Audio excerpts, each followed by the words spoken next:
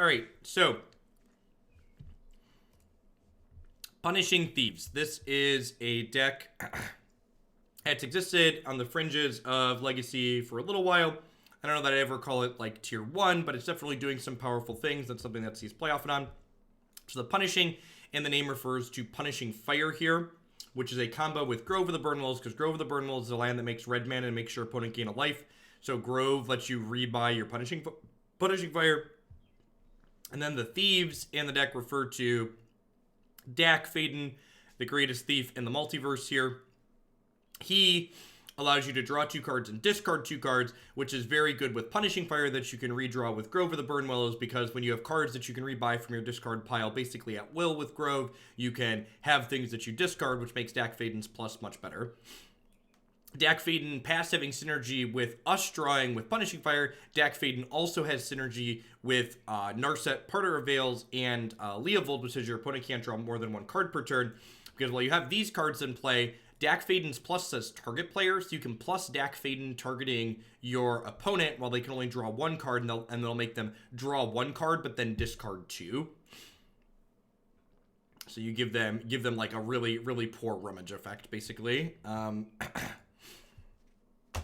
And actually, I'm noticing now, because Legacy is a classy format, I'm actually going to drop this really quick, and I forgot to put full art basics in this last night, so let's do that. Let's do that real quick before we dive in.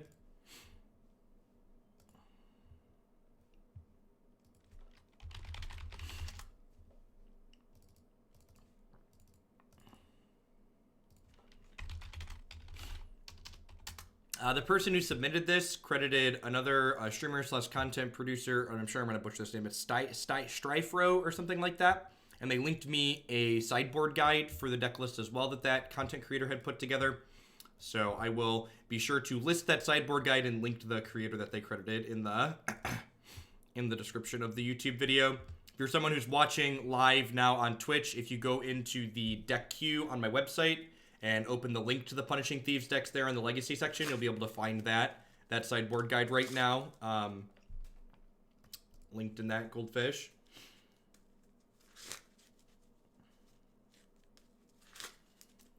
We found my first opponent, and then MTGO immediately crashed, because that's what MTGO does. It has more downtime than no time.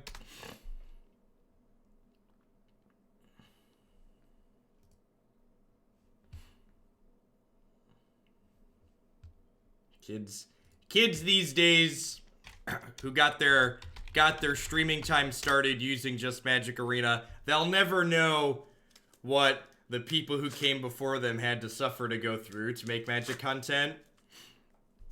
We gritted our teeth and we suffered through Magic Online. And they just don't know how good they've had it from the start.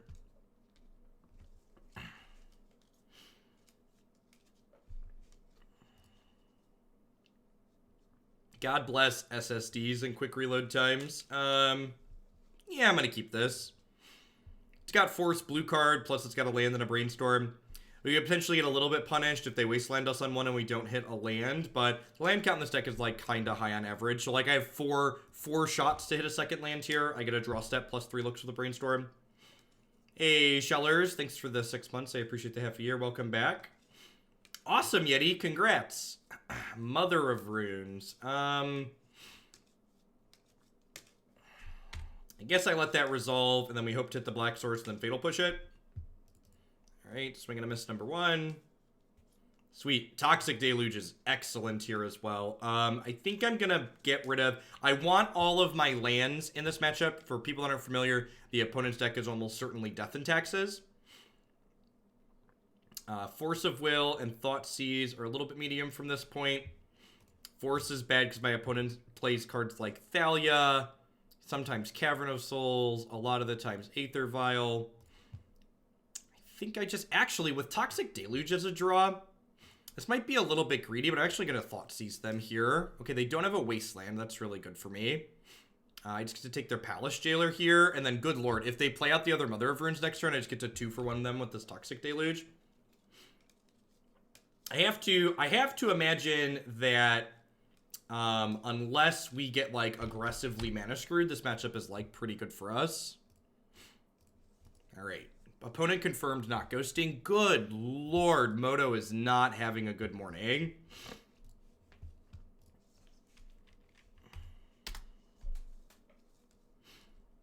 Well. These people are great by their stuff. For people that aren't familiar why I have to pull up the sponsor screen while I reload Magic Online, that's in large part due to the fact that Moto does not have automatic sign-in and it does not have two-factor authentication. So someone even just seeing the length of my password gives them the ability to brute force their way into my account very easily. Yeah, the lineup in the standard queue is great. We've got a bunch of things that I am interested in playing. I'm planning to do at least 10 hours, maybe 12.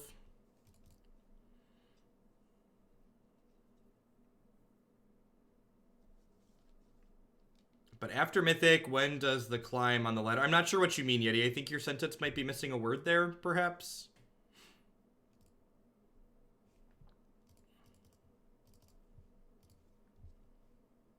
Morning tracks. So Toxic Deluge gives all creatures -X/-X, where X is how much life we pay.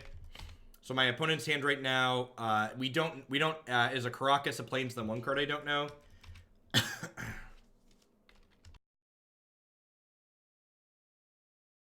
Yeah, it's like especially embarrassing that Moto doesn't have two-factor authentication because like Magic Online literally has accounts that like cost tens of thousands of dollars if you have a full account.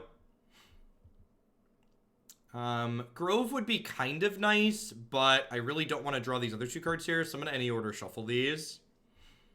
Extra land here feels good. I'm going to play the Nihil Spellbomb out. One of the reasons why Nihil Spellbomb is so good in main decks is because it's able to just pay a black and cycle it, draw another card. I think I'm going to go ahead and Abrupt Decay this Aether Vial. The game just becomes a lot easier to manage from my side of the table if my opponent doesn't have access to that card. This card lets them put in creatures at instant speed, which allows them to get a little bit tricksy.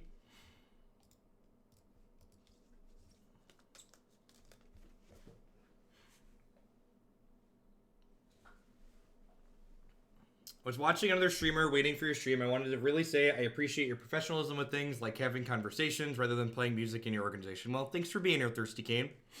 Folks like you that subscribe to the channel allow me to stay here and be well organized because it allows this to be my job. I think I'm going to go ahead and just snap Ponder here rather than play the Ponder from my hand. And the reason for this is, like, while my deck is a little bit controlling, while my opponent's just sitting here spinning their tires doing nothing, I'd like to start attacking them.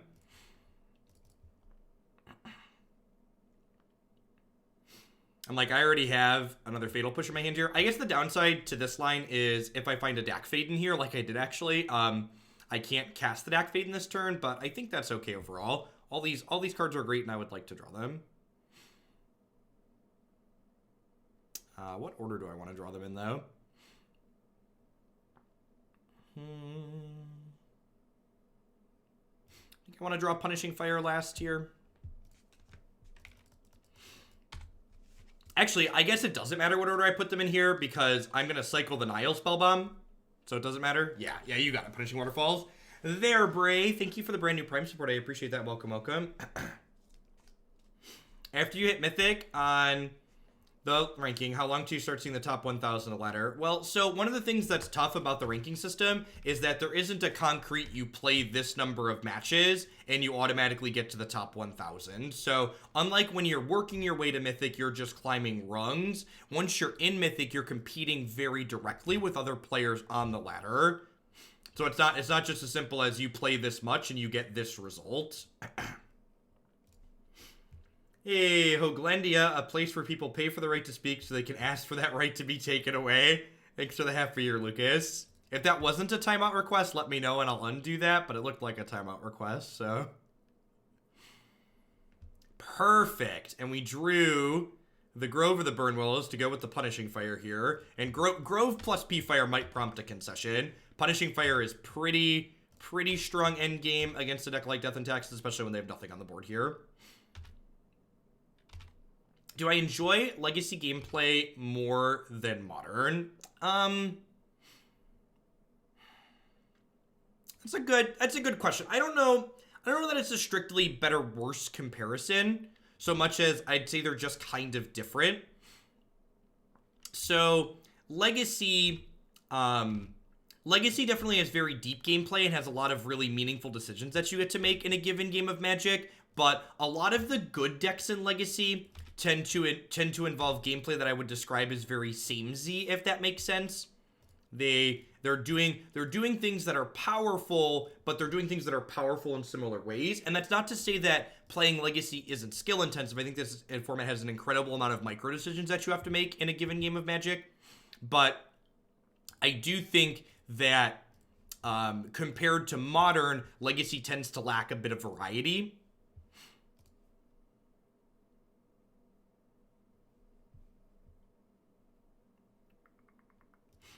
Ditch these two here. And now I've got, like, double Punishing Fire plus Dack going. So, like, pretty unlikely that they're going to be able to overcome the card advantage I have going on at this point.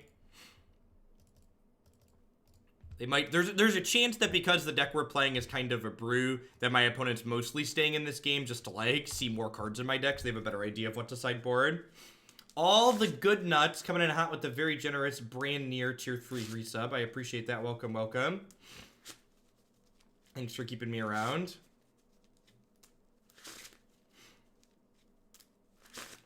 Tier 3 subs support me a whole lot. So remember, you get to submit a deck every month that you renew that. So feel free to use the form on my website to let me know what deck you'd like to see played this month. Hobart Games coming out with the brand new Prime support. Welcome, welcome. I appreciate that. All right, so this is a matchup where we just want as many cards that play to the board as possible. So I'm going to cut these Force of Wills because, like I mentioned earlier, my opponent has a lot of cards that kind of sidestep these counter spells. I'm going to bring in Pernicious Deed and Call Against Command and another Assassin's Trophy here. I could see Thoughtseize being okay. To the Slaughter might be all right too. Target player sacrifices a creature, Planeswalker, we hit Delirium with okay consistency. Spellbomb doesn't really have text here, so I can probably cut that and then just bring in both of these. That's pretty clean. Actually, I bet this is in their sideboard guide, and I want to see how close I got. Death and Taxes. They say bring in To the Slaughter, Trophy, Pernicious Deed, Pulse, Notion Thief. And they're trimming on discard spells. Interesting. They're leaving the Force of Wills in. So the sideboard guide from the person who's been playing this deck wants to leave in Force and cut Thoughtseize. That's interesting. I could see Narset not being good.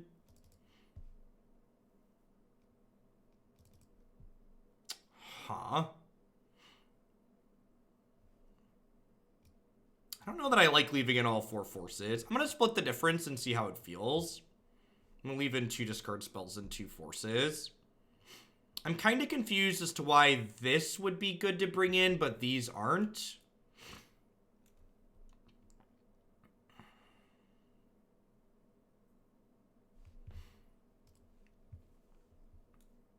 Because, like... This, like, a 3/1 Ambush Viper isn't very good against a lot of their creatures. And, like, this at least double impulses. Yeah, like, the 3/3 is a better blocker. I think this is some hot nonsense. I'm willing to test Forcible as a couple of, because the card's like the floor and it's still okay. Let's try this. Like, a lot of their creatures have, like, 2 power. Like, Leovold at least blocks Thalia.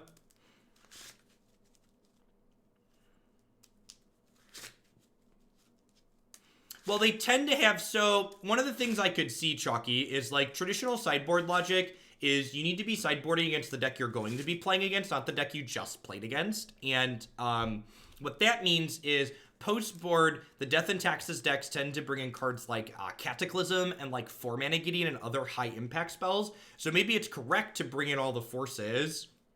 Oh, are we disconnected and we just didn't know? I clicked Submit Deck, but now the timer has hit 0. Okay, well, let's go to the sponsor screen again here and let me reload Magic Online for the 3rd time in one game. Oh, nope. Is it just running really slow? Maybe my opponent just hit 0? All right, it does look like we got to sideboard. This hand is okay. It's a little bit land light for what I would like in this matchup, but it's got double Ponder, so hopefully we'll find some. Mana Symbol. Glad to see you doing better. Thanks for all the great content. Keep being the gosh darn greatest. Well, thanks for the 5-on-3 sub symbol. I appreciate you keeping me around.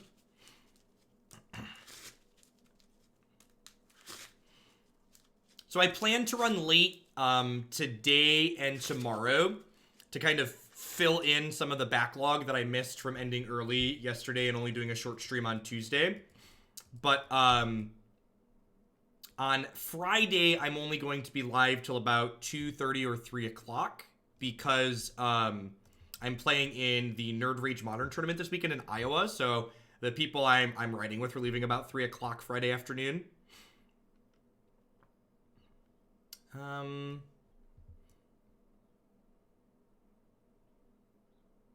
gonna any order shuffle these. These cantrips are less good against Death and Taxes because in the face of Thalia, and I'd really like to just give myself the best chance at some more land drops here because I think the highest probability that we lose a given game in this matchup because our card quality is so high is if our opponent beats us down while we miss land drops. So I just want to give myself the best chance to not have that happen.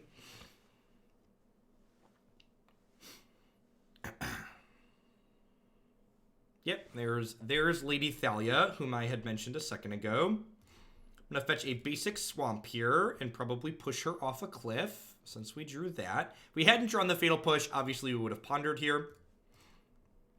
Because we drew the push, we'll just kill the Thalia.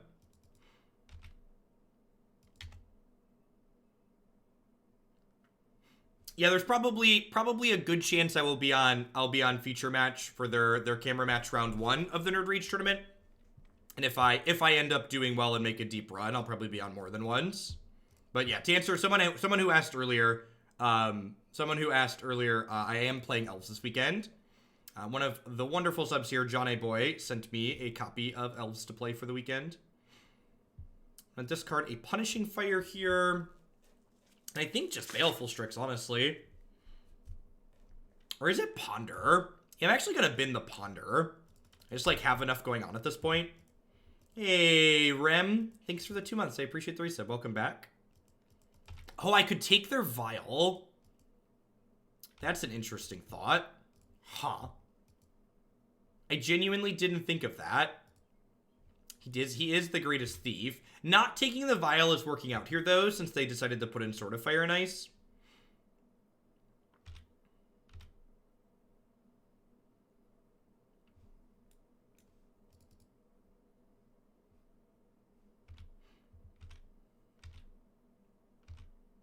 Yeah, Grand Prix just tend to be a little bit larger in scale than Opens are.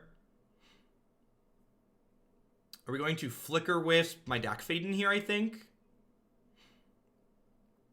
And Flicker Wisping this inside of my upkeep means I won't get to activate it this turn. So that's a good play by the opponent here.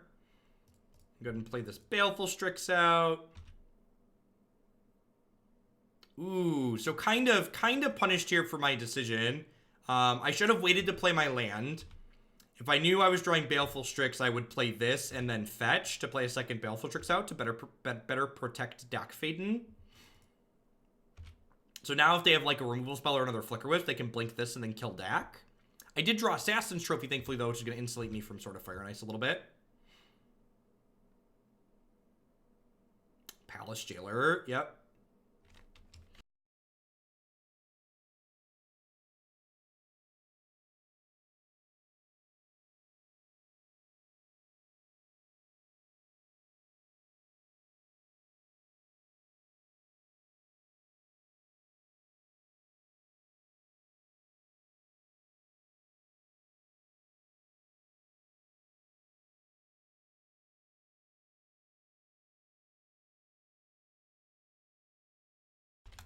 So in this here is super, super punishing for my mistake because they got the Monarch here, which allows them to draw an extra card each turn.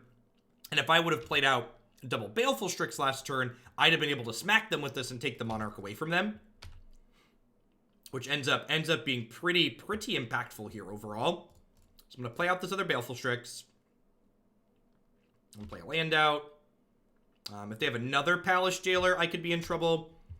I do, at the very least, have the ability to Punishing Fire whatever they try to equip the Sword of Fire and Ice too, so I've got that going for me. There's a deck list on your screen, Luke. You can also type !deck in chat to get a direct link to the deck list, as always.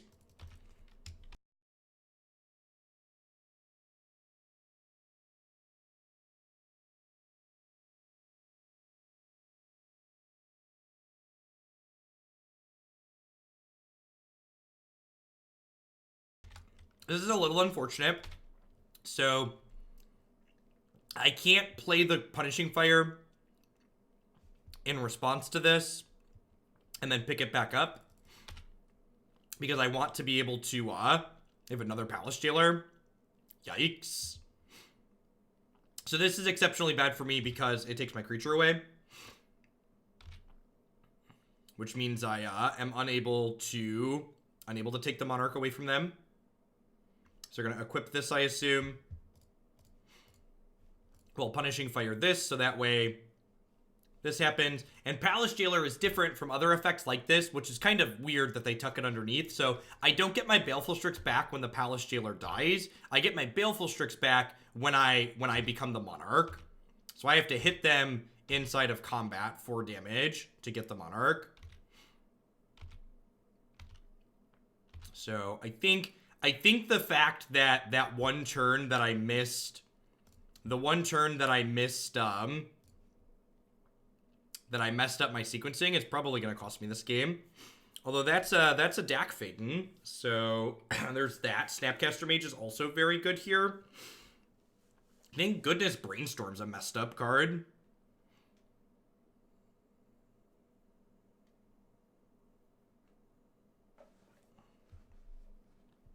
So I think I'm going to throw back a Fetch Land and a Jace the Mind Sculptor here. I'm going to go ahead and do this now, just in case they boarded in Surgical Extraction, so they have one less chance to draw it. So, Punishing Fire is a card that's a lot like Umezawa's Jitte, and that it's banned in Modern, not because it's too powerful, but it's banned in Modern because it is a miserable Magic the Gathering card that creates rancid games of Magic, especially in creature-based matchups, and Modern is a super heavily creature-based format. So while I agree with you that Punishing Fire and Umezawa's Jitte even are not too powerful in terms of the power of what's going on in Modern, from a quality of gameplay perspective, the play patterns that they generate means they should not be legal.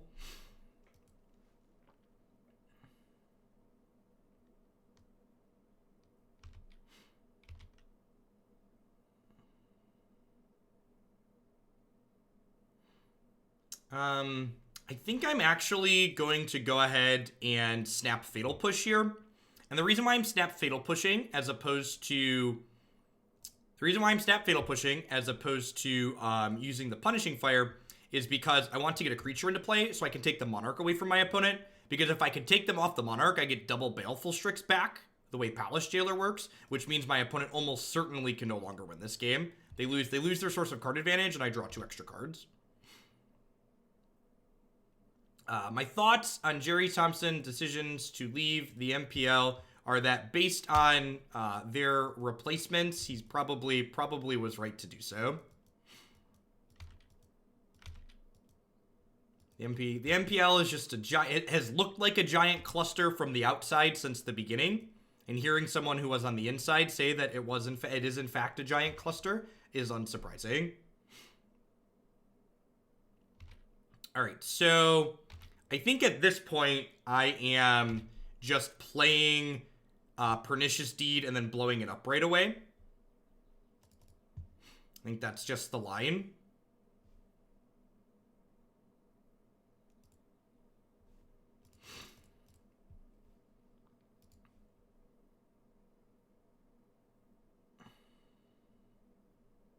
And I mean, like, Jerry's not that different from me, right? Like, Jerry's someone who, like, makes a living from Magic without needing Wizards of the Coast, right? So Jerry, you know, if you look at his podcast that is very good and very successful, I think their Patreon says they make, like, $2,800 per episode they put out. So, like, Jerry's making his living making Magic content regardless of getting anything from WotC, just like I do, right? Like, the community supports Jerry and what he does, just like you all support me and what I do here.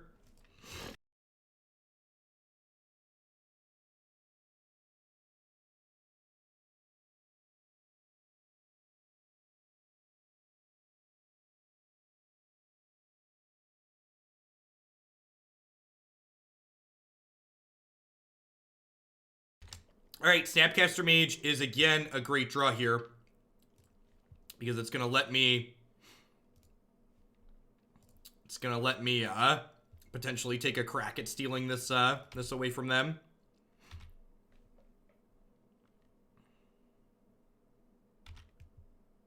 Zombie token coming in hot for the 3 months. I appreciate that. Welcome.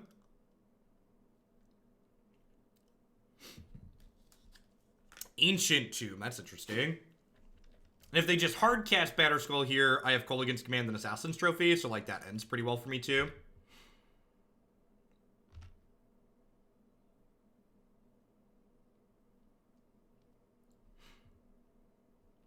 How long am I going to be streaming for today? A while.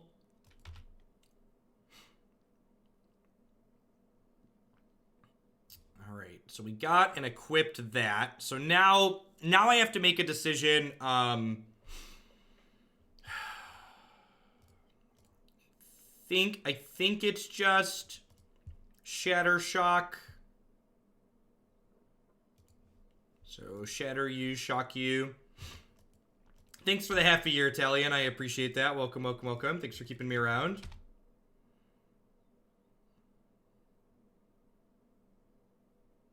I think I'm just passing here because I can snap Kolaghan's Command. And, like, this matchup must be great for us because, like, I made a bad decision early this game, which caused things to kind of snowball for us. And, like, we're still just, like, miles ahead, right? I am. I woke up this morning mostly feeling like a person.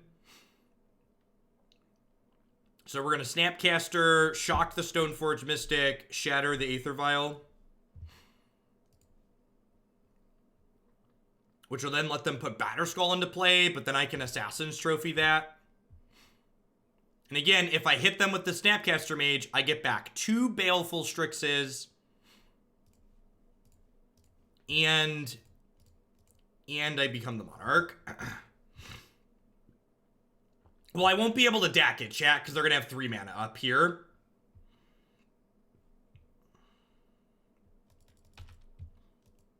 Well, thanks for the support symbol. It'll definitely all be up on YouTube.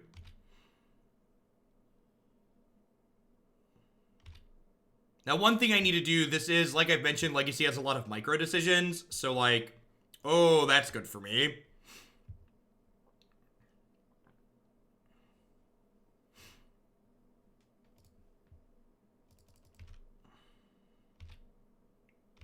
So now they can no longer pay to keep their Batterskull.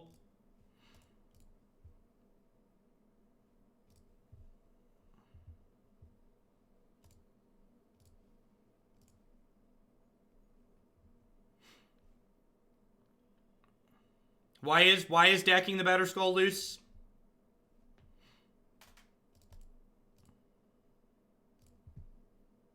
Well, yeah, I get to trophy the Germ.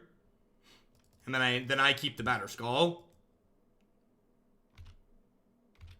Maybe the argument is I should just trophy the Batterskull to begin with, but like now I have this to equip to a Baleful Strix.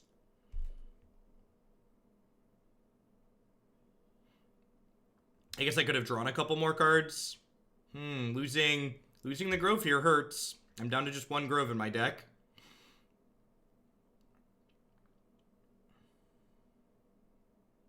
No, yeah, I'm aware. You also don't want to return this because it'll go back to the opponent's hand. I guess the upside, if I would have, maybe I should have just trophied the Batterskull and played Baleful Strix there again, like trying to take the Monarch away from them. That could perhaps have been the better play. It's also possible that playing this Bloodstained Mire out was incorrect since I have a Dack Fayden in play and I could possibly like use him to discard a land later. is probably going to be a deck that we're not going to be able to play all 5 matches with, especially if they all go long like this. Probably only get to 3 or 4. Or 35 minutes in and we're only in game 2 of match 1. Build your own Vampire Might Hawk. Flying Death Touch Lifelink.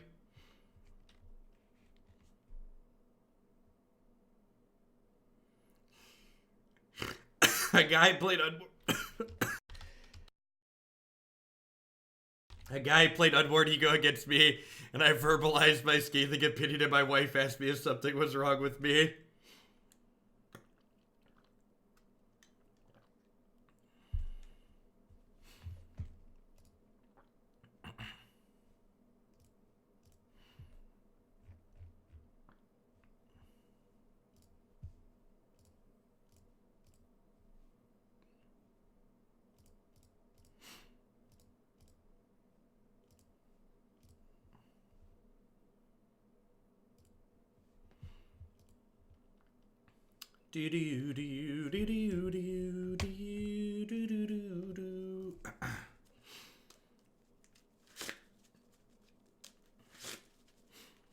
Speaking of Modern Horizons, those spoilers start on Monday, right?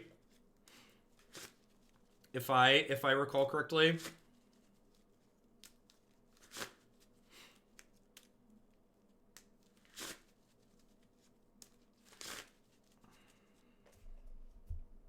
Oh, wow.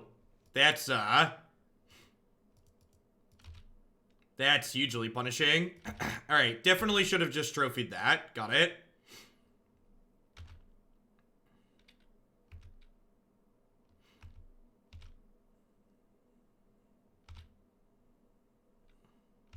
Alright, so that took a game where I made a mistake early and then almost came back in and probably puts it away for us.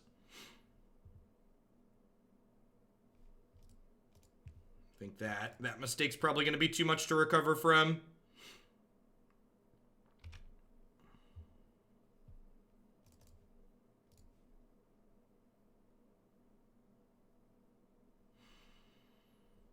Alright, maybe double Baleful Strix can pull us through. Like I said, if we can just connect with a creature, we're going to end up in an okay spot because we get double Baleful Strix back if we can just connect.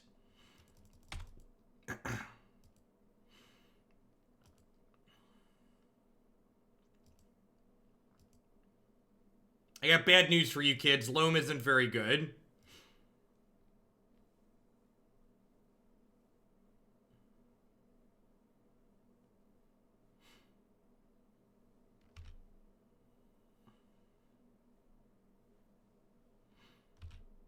Why are we blinking my Baleful Strix?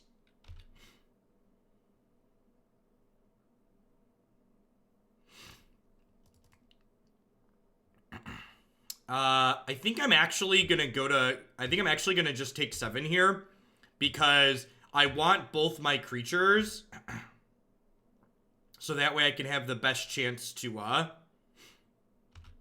unlock the Monarch here. Oh, they killed Dack. Sure. I guess he could steal artifacts.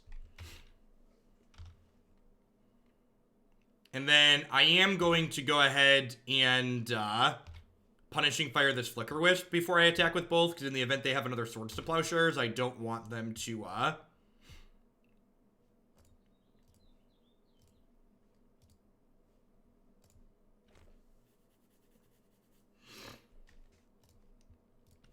don't want them to be able to deny me getting my thing. Ooh.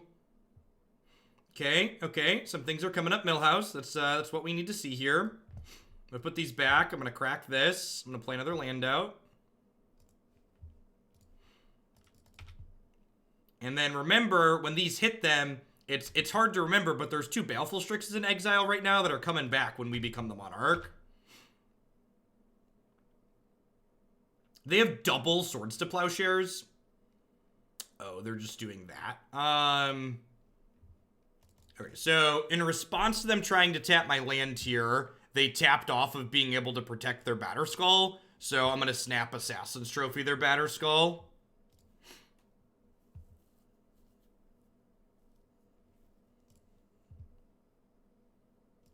And now it's actually kind of funny with how many cards I'm drawing at the moment. One of the worries I have is actually, am I going to be able to kill them before I deck myself?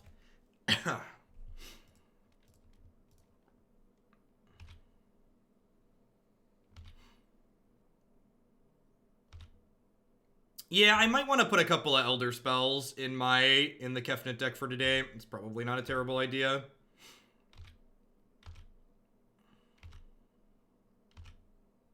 There's only 20 cards left in my deck. I guess I have 6 power in play right now. Maybe I shouldn't have put the Leovold back because it was a 3-3. Yeah, maybe I should have kept the Leovold because it was a 3-3. They're just giving up. All right, got it. To be fair, we're almost certainly a strong favorite to win from there. But in spite of the many mistakes that I made that game, we ended up dunking them. So matchup's probably great. Yeah, feeling really good. Planning to do a long stream today. I don't know if we're going to get to every deck in the queue, but I'm planning to do at least 10 hours. If the viewer count is good today, we'll probably push for 12. I want to do long days today and tomorrow to make sure the queue doesn't inflate too much with the time off I took. And then I think I'm taking all of this weekend off because I'm playing in a tournament on Saturday.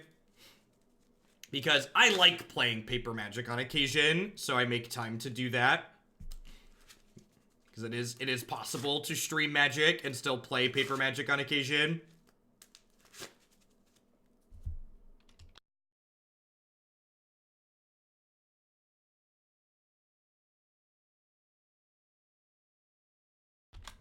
Decks that carry me through bad plays are the best.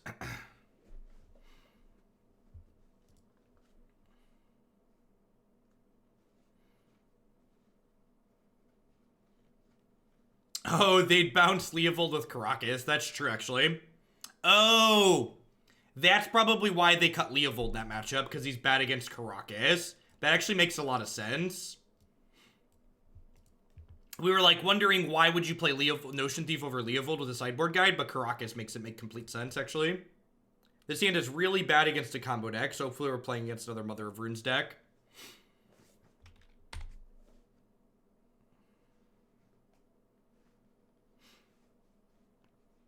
And only 8 rounds. Why would it be more than 8 rounds with only 177 people? Kedem.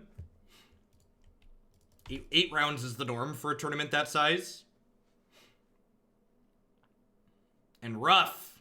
Listen, I feel like there's a new generation of Magic players that weren't around last time the PTQ system was like this. Like, people complained about the PPTQ, RPTQ system, but this winner-take-all system is far more rancid, in my opinion.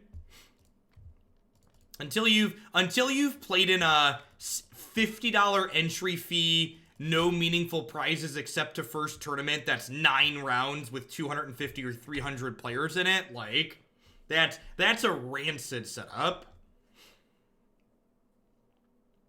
Yeah, it was 10 rounds, yep. Midwest PTQs were regularly 9 and 10 rounds, and they had crap prize support, and they had absurd entry fees. Morning, Tsunami. Thanks for the 5 months. I appreciate that. Like, Nerd Rage Gaming is having a MCQ that has $5,000 in cash prizes in the Chicagoland area, and they're charging a $50 entry fee for a $5,000 cash prize tournament. Pastimes, who's also in the Chicagoland area, is having a tournament with the exact same prizes, and they're charging a $75 entry fee. Because most of these places know they could basically charge whatever they want. When Wizards of the Coast gives a tournament organizer an MCQ, it's basically them gifting that TO a pile of money. Mick Lamb, thanks for the 12 months of support. I appreciate that. Welcome. Thanks for keeping me around.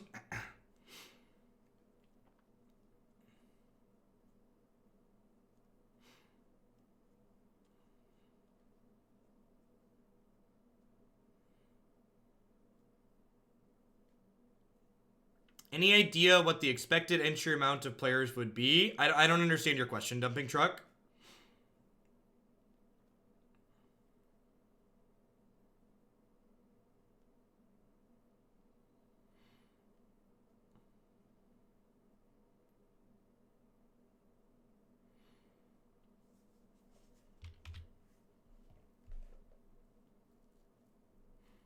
We're forcing my Thoughtseize. All right, interesting. Why did PPTQs lose money for rural areas, J-Boz? What would the total number of players be for a tourney that size? It's 224 players for a 9-round tournament, and it is it's 224 players for a 9-round tournament, and it's 400 and something for a 10-round tournament. So J-Boz, so you are saying they had to scrap the whole PPTQ system for instead of making it better. And that's something Wizards of the Coast does a lot. They kind of throw the baby out with the bathwater, so to speak. They tend to take something that's kind of a good idea, and instead of iterating on it and improving it, they just scrap it at the first sign of negative feedback.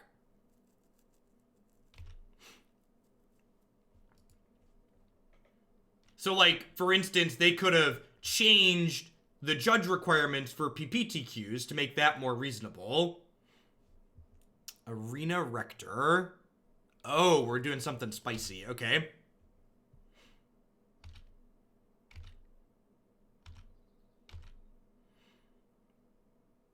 All right, well, I think we're unsummoning that one. Not sure. I'm not sure we're currently in a position to win this.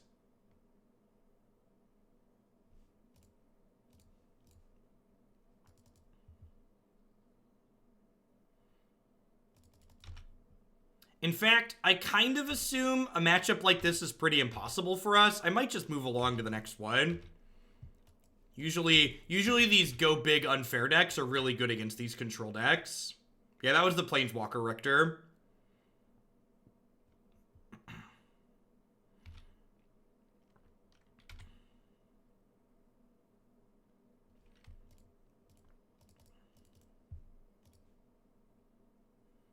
Arena Rector says when it dies, you can exile it to search your deck for any Planeswalker and put it directly into play. Yeah, thankfully they haven't had a Cabal Therapy yet.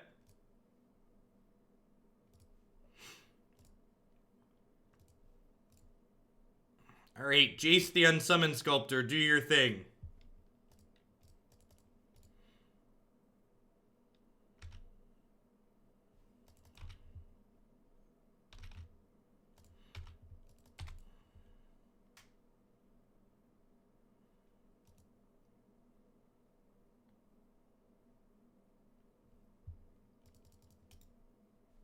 Yeah, I'm just gonna concede the match. We're not gonna have time to play 5 matches with this deck anyways because of how slow Legacy is and how slow Magic Online is. And spending time playing against a deck that's like very good against us and isn't really a Legacy metagame deck doesn't sound worthwhile. Like a worthwhile use of our time. Our deck's just never beating an Ugin, and we don't really have meaningful ways to prevent them from getting an Ugin into play, right? I have 2 Surgicals post-board, and that's it.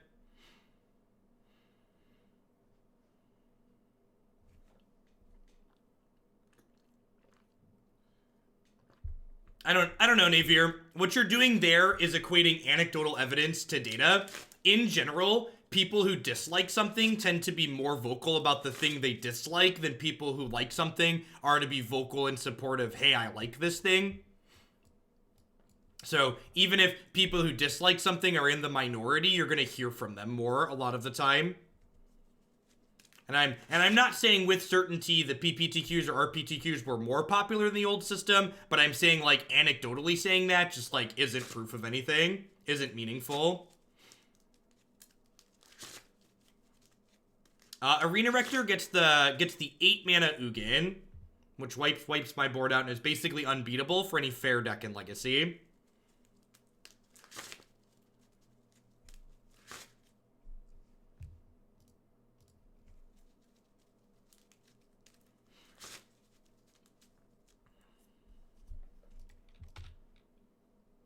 Seems pretty okay. Again, it's got Force plus blue card to Brainstorm to get going. Baleful Strix on top of our deck is very reasonable. Can we have that Ugin in Standard, please? No. Get out of here. Please, no. Standard is fine as is without that again. Thanks.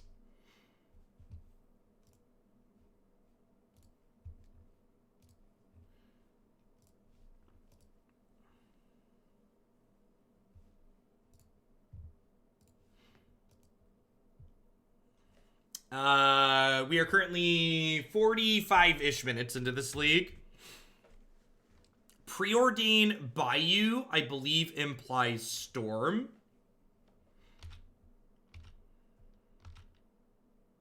Hey, Bloodshot Eyes, thanks for the 2-month resub. I appreciate that. Welcome back. Yeah, I agree, Navier. And again, that's like, it's one of the things that leads to correlation, causation, and all that jazz. It's like, well, is this really the reason it's bad, or is it the reason we just want to say so we can cop out and like go back to how things were before to maintain the status quo?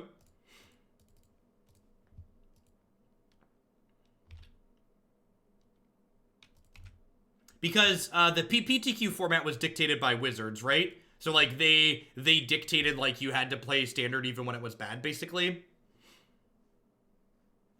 Infernal Tutor. Sure. So definitely Storm.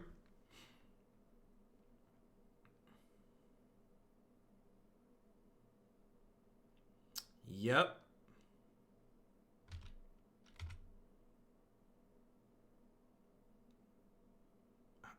So I think I'm gonna Dack here to start.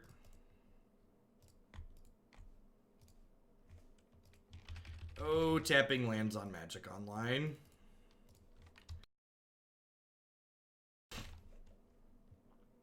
Brand spanking new Magic player this year. Appreciate your insight. Well, I appreciate you keeping me around. Hope you're enjoying Magic. It's one of the greatest games ever created, for sure.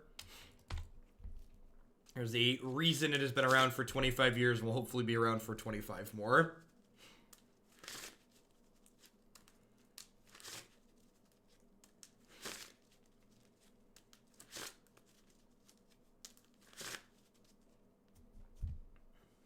So they have Thoughtseizes here to punch through my forces.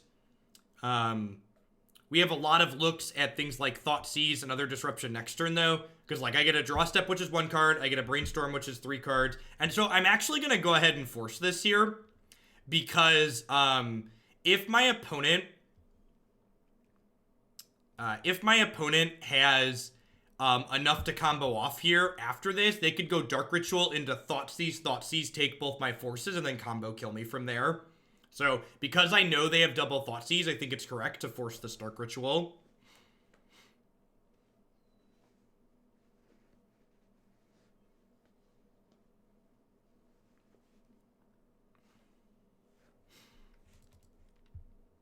I've not Dumping Truck. I don't know. After playing, we originally started with a Mardu Party Bus variation, and I'm honestly just not sure it's worthwhile to... Oh, you know, I should probably Dack first right here. Okay, I hit a fetch land, though, because I'm lucky.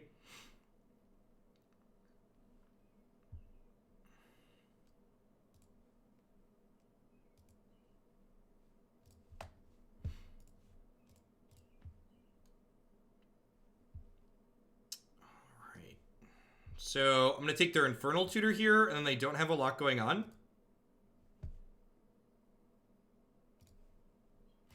So I don't really want to clear those cards off the top of my deck at this point. I'm going to go ahead and grab a Underground Sea here. I expect my opponent to Thoughtseize me next turn.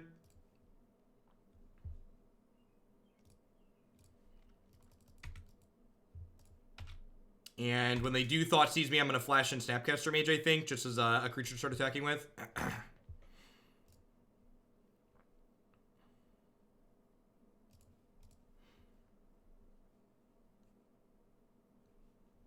Yeah, so if you're someone who's not super familiar with Magic's non-rotating formats, Legacy tends to be a lot more fair and interactive than Modern, in large part due to this card called Force of Will, which allows you to spend an extra card and pay a life to counter a spell without paying any mana, essentially.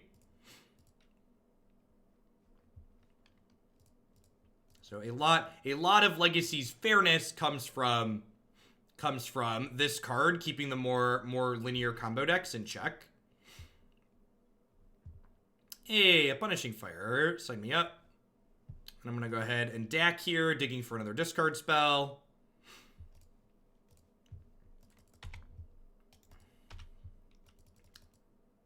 So Modern tends to have a wider variety of decks that see play, but Legacy tends to have more fair interactive gameplay.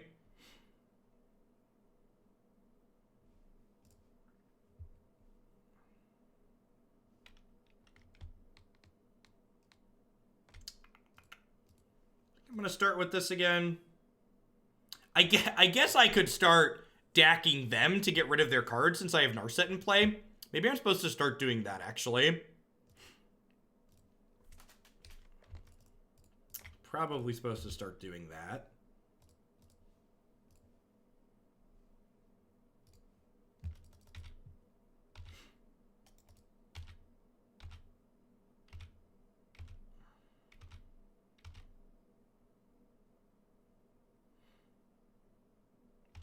That being said, my opponent's hand doesn't really do a whole lot right now. So, like, making them discard cards doesn't really accomplish a lot, right? So I think I'd rather just dig to my own disruption. What's this deck about? This deck is about the greatest thief in the multiverse, chat. It's about Dack Fayden.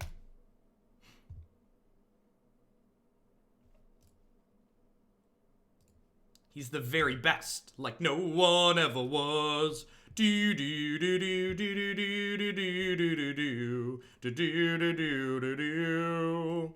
All right, we should be pretty close to deterministic at the moment. Ooh, we get to put a Nihil Spellbomb into play too. This feels good. Do do do do do do do do do do do do do do. Got him covered on all the angles here. All right, sideboard guide probably has Storm listed in it, right?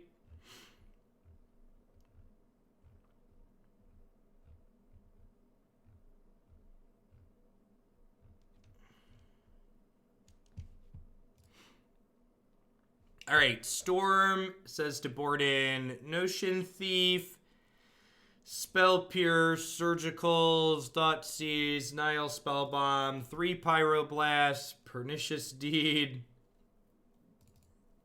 Pulse of Murasa, really?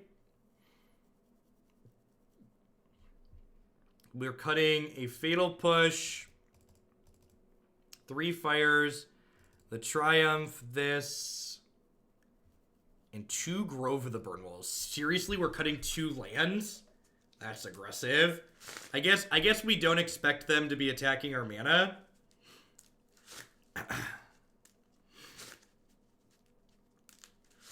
And a couple of Baleful Strix.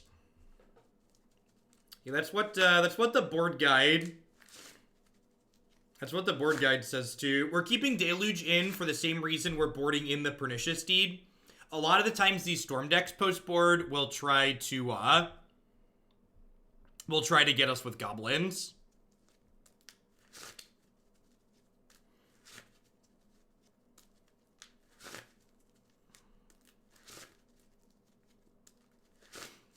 Yeah, I don't know that I like the Pulse. I think I agree with that. I'd rather keep a land than a Pulse. The Pulse is, like, cute to, like, stop them from killing you with tendrils, but that seems too cute more than anything. Harbinger, thank you for the quarter of a year of support. I appreciate that. Welcome back. Thanks for keeping me around. Past in Flames interruption. It only puts creatures and lands back. So how does it interrupt Past in Flames? What am I missing there?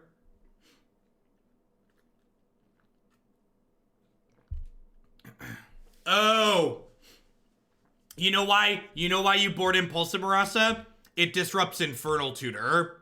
That's what it is. It disrupts Infernal Tutor. Yeah, Waterfalls got there about the same time I did.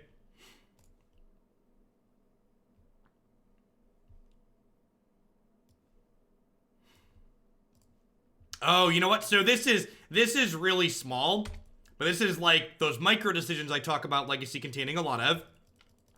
I should have played this on 1 So that way I could fetch an Underground Sea, because now I can't Brainstorm without cracking a fetch land first, which is bad. That being said, they hit their black source, so they get to Thoughtseize me here, so it doesn't really matter, but it could have been relevant if they didn't Thoughtseize me.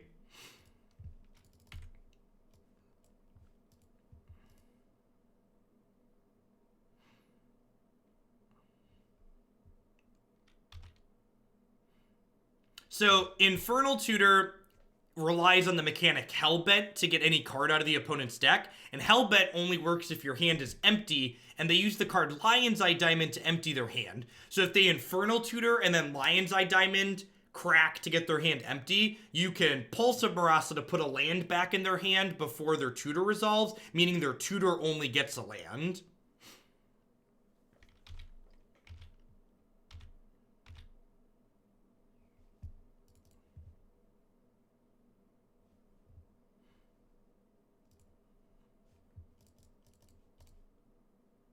Yeah, it's like one of those, this is not what Pulse of Murasa was printed to do, but it definitely works here, right? It's one of those, like, I definitely missed it at a glance, and I was, like, really thinking about, okay, how does this matchup play out? What are we doing? I was like, oh, it does do this, right?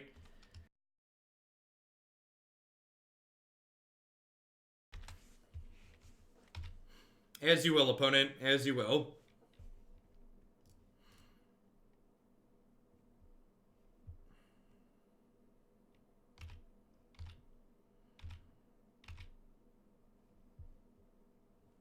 Huh? I think it's playing too scared to play the Nihil Spellbomb out this turn. I think I'm just going to Jace and Brainstorm and hope not to die.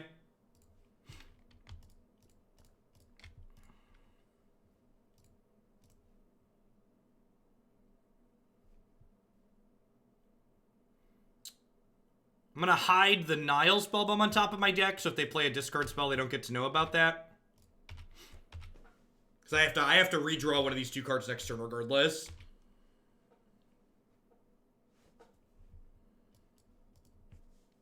Sure. If we get to untap here, we should be a pretty strong favorite to win the game.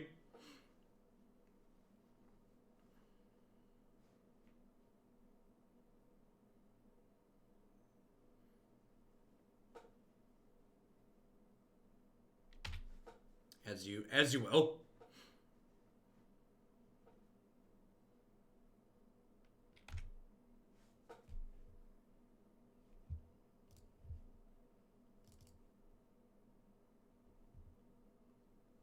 All right, so I'm going to start by playing Dack and plussing here.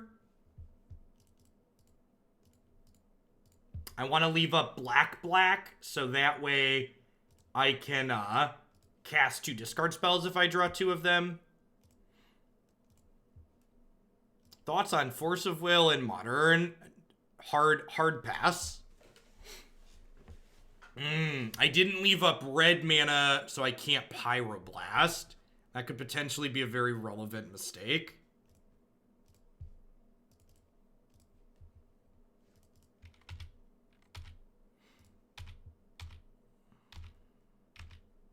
So, hopefully Nihil Spellbomb is meaningful enough disruption for us to not die here. The opponent's deck often goes off via Past in Flames.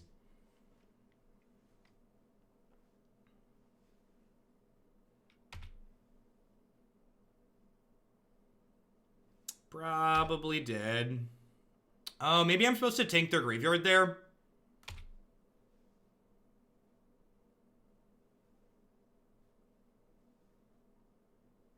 My question to people that are, like, asking for those cards in the format is what do you meaningfully expect them to change in the format? Like, what do you expect to happen for those cards? For those, what do you expect to change in the format for those cards? Are we just gonna get? I think we're just gonna get Infernal Tutor looped here because they have 8 mana total. Storm is 5, so Storm 6, Storm 7. No, they're 1 short. Storm 6, Storm 7, 16 me. They're thinking 16 me at the moment. Their health total is low enough that they probably can't win with ad nauseum.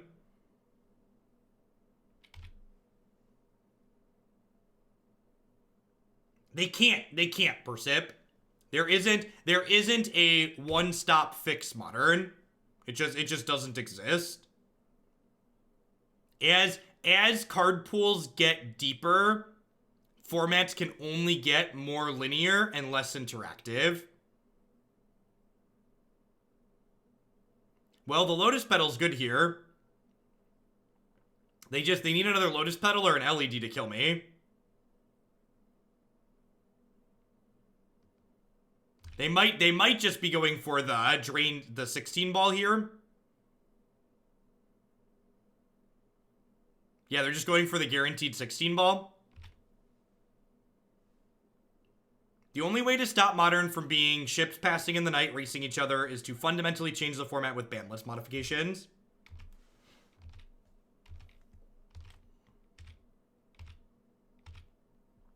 Alright, I'm gonna go ahead and nuke their graveyard here and draw a card.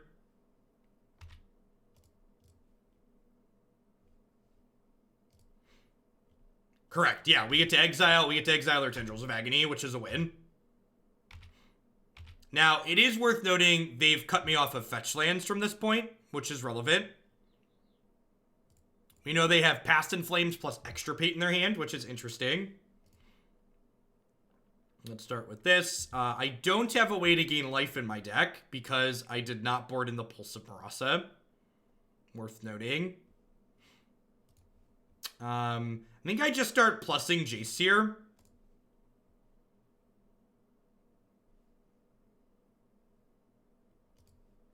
I think that one can stay there.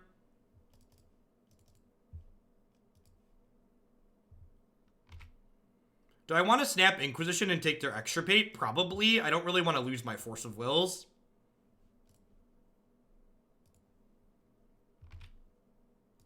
It also puts a reasonable clock into play. Thanks for the biddies, Weasel.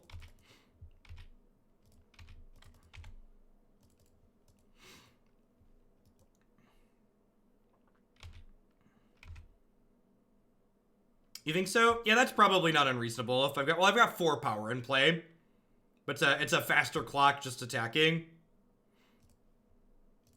All right, I believe you. Well, can't do anything with those.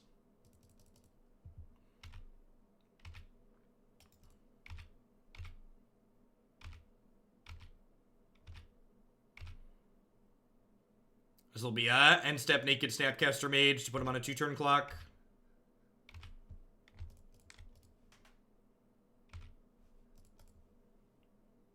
I guess I technically get to Brainstorm here, right? Digs me a card deeper.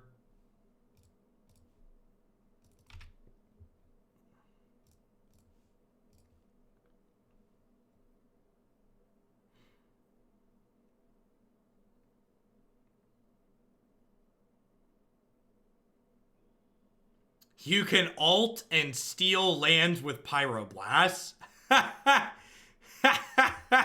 That totally works, doesn't it? That totally works. That's hilarious. That was the line.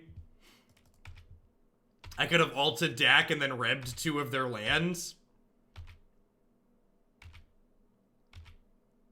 I think we're gonna be okay, but that was definitely the line.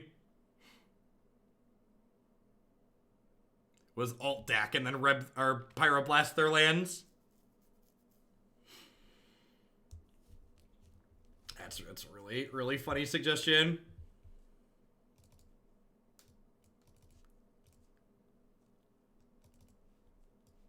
All right, onward, upward, backward, forward. Good morning, everyone, by the way. Happy Wednesday. Hope everybody's having a good week. I'm going to be running long today and tomorrow. I am going to be ending early-ish on Friday. I'm only be going till about 2:30. So I'm playing in the Nerd Rage tournament this weekend. When is it time for video games? Probably about 45 minutes to an hour from now. That's fine. I'm going to fetch Underground Sea and Thoughtseize on one, which gets in trouble if we get Wastelanded, but I think it's the correct play.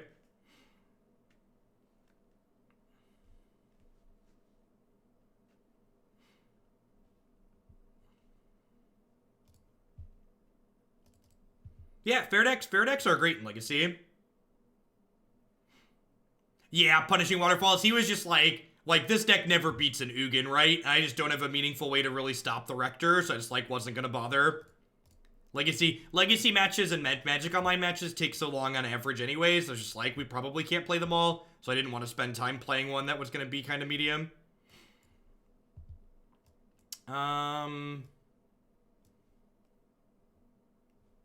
Take Sylvan Scrying here. Opponent's playing Dark Depths combo.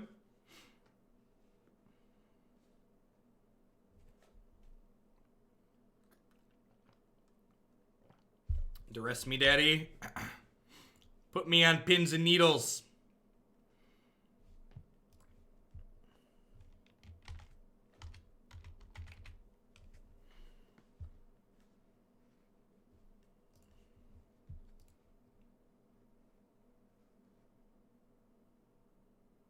Fair decks with blue are great in Modern. Agree to disagree.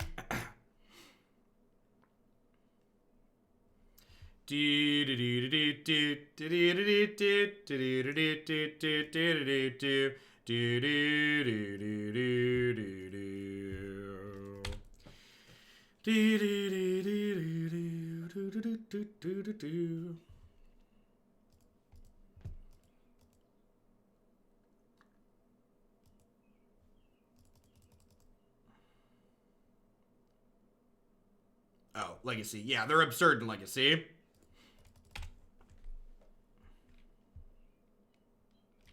If your name is Gabriel Nassif, blue control decks are great in Modern.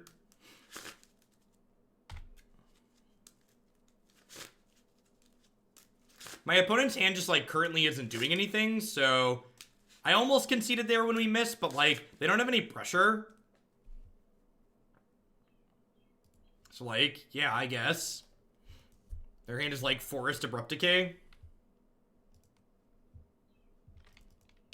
Dead in 4 now, I guess.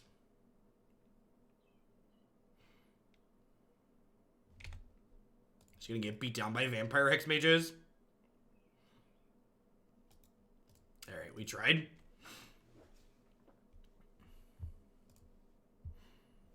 Alright, so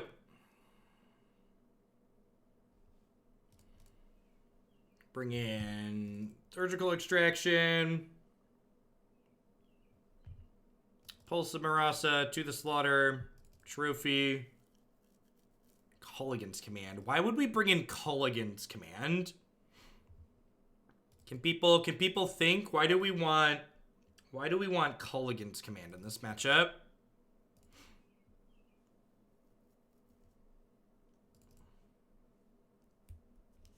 Needles. Needle's a good one. Pithing Needle.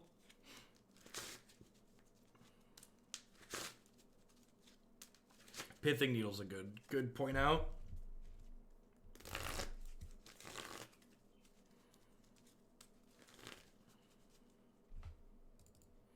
Expedition map, you're rarely gonna hit with the Kolaghan's Command.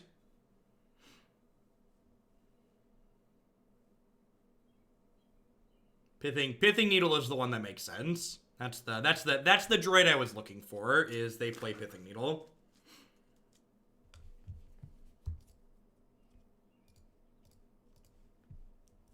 Hey, Lilibad, thanks for the 15 months. I appreciate that. Welcome. Thanks for keeping me around. Yeah, I guess some of these decks play Mox. Definitely seen that before. I don't think it's the norm, but I've definitely seen some of them play that card. And we have Planeswalkers that we want to keep online.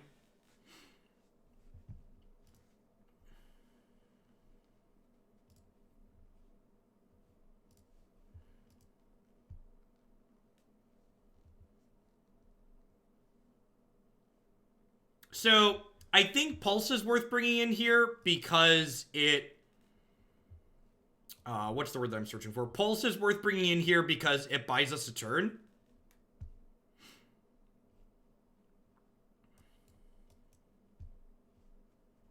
I guess. And, like, the biggest problem with this deck in matchups like this, and this is why I tend to prefer playing decks like Jeskai Stoneblade as my blue fair deck. This deck really lacks a clock to put into play. So, like, while we have a lot of meaningful disruption, we don't have a way to actually end the game after we've disrupted them a little bit.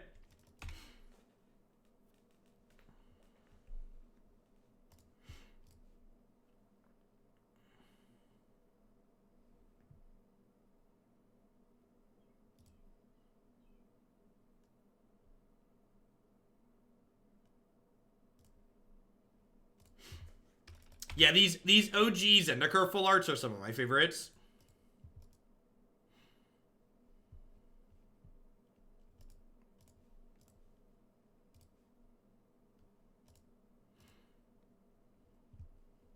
Alright, they played Urborg, so I can fetch non-black lands. Want to get my green source because I do have Assassin's Trophy in my deck.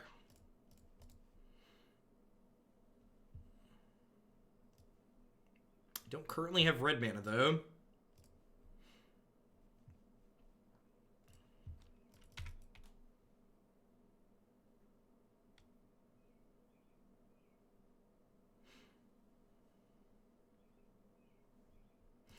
Yeah, we dismantled Death and Taxes in the first match, and that did not feel particularly close.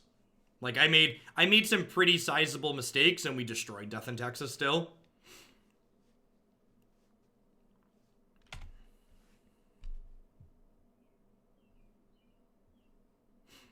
So this deck's like basically just Tron. Like beats up the creature decks. It's like bad against most other things.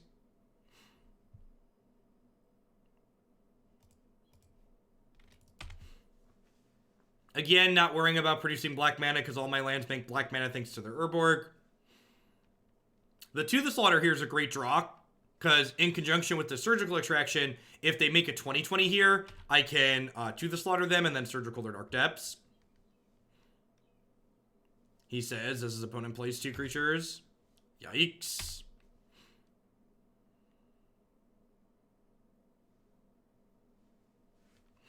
Alright, one of your finest Punishing Fires, please.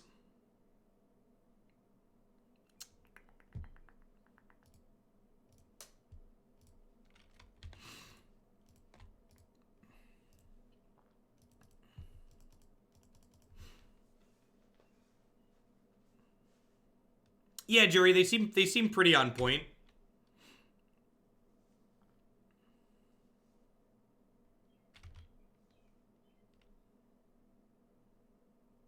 And so again, this card, for people who haven't seen this before, my opponent gets to draw 3 cards every turn now.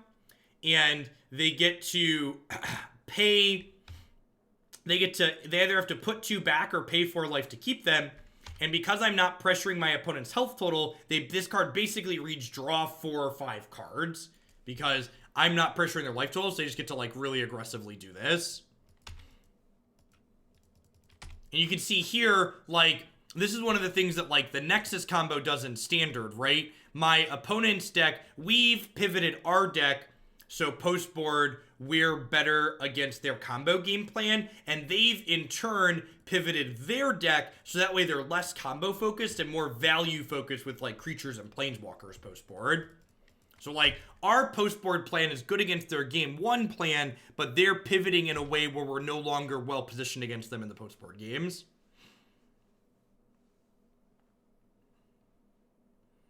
No, I don't think so, Chalky. They all just tend to play Sylvan Library and Dark Confidant and stuff like that these days, so they can pivot like this.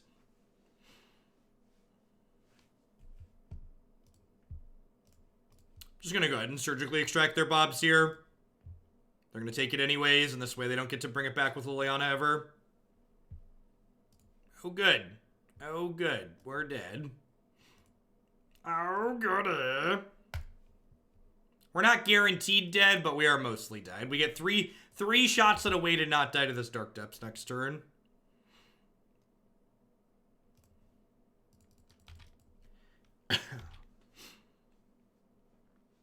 Does the Dack emblem do things? It does, actually. So if we draw Punishing Fire, the Dack emblem lets us take their creature.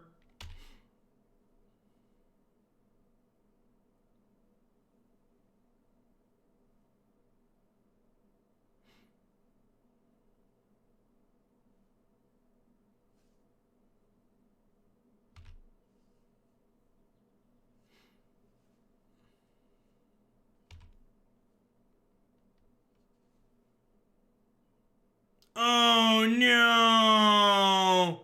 Oh, not the hidden mode. Not the hidden mode. They saw the line, chat. They saw... Oh, and the punishing fire was right there. It was right there, chat. Oh, silly opponent knowing how their magic cards work. You're not supposed to know how your magic cards work, opponent. All right, that's fine. We'll get in. We'll get in all 5. We'll get in all 5 and it'll be all right.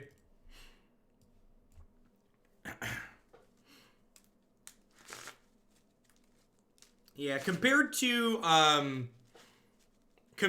some of the other fair blue decks I played in Legacy, this one feels kind of polarizing. I feel like this is like someone decided they never want to lose to Mother of Runes again, and this is the Legacy deck they built in response to that idea. I feel like from a balance / power level perspective, I'd rather play something like Stoneblade.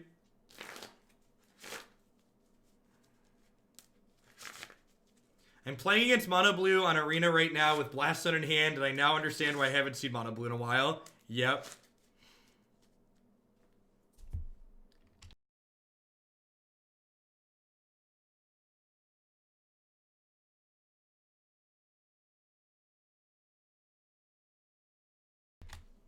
Grand Prix, those are those casual tournaments that don't award any meaningful pro or status points now, right? It's where casual Magic players get together and play with their old cards in a convention style setting.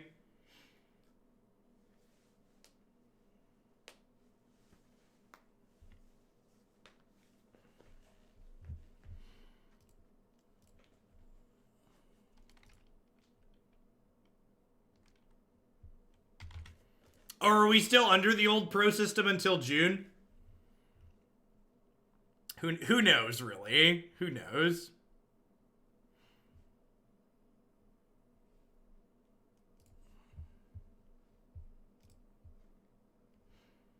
I am feeling much better today, Wolfie. Good morning. All right, chat. We're 2-2. There are literally tens of dollars on the line in this match. If we lose, we get nothing. If we win, we get $15. That's like my entire lunch budget right there, $15. That's like a burrito and chips and a drink from Chipotle. Chipotle. This is a mulligan, just doesn't really do a whole lot, right?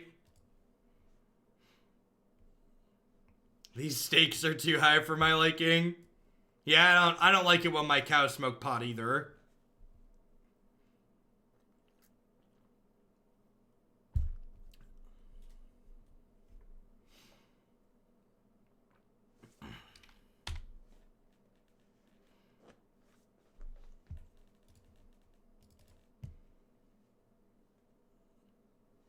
Pronounce Chipotle like you would Aristotle. It's life-changing.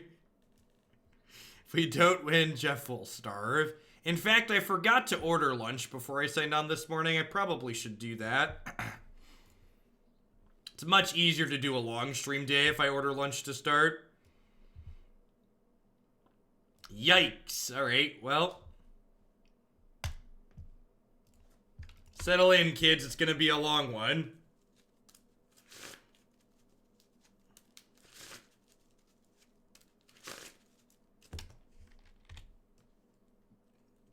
Ray Mile, thanks for the 3/4 of a year. Welcome back.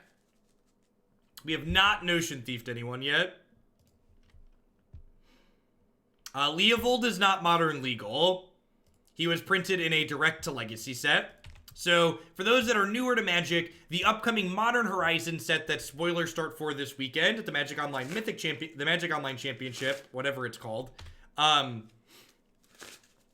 is the first Direct to Modern set that's ever been printed. Put this towards lunch money. Thanks, Prince.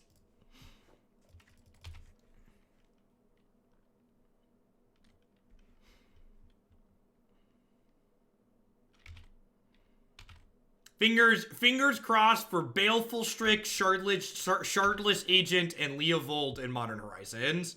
Those are my big asks. Shardless Agent, Leovold, Baleful Strix. This might get Force of Will here, because otherwise I snap Inquisition and take their Kolaghan's command.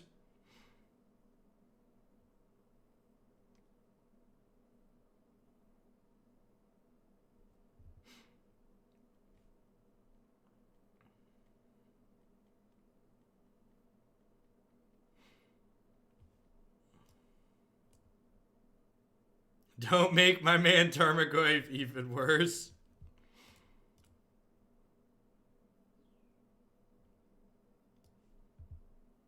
Wow. Alright. Well, I mean, I said we were going to be in for a grind, right? It's definitely last hope.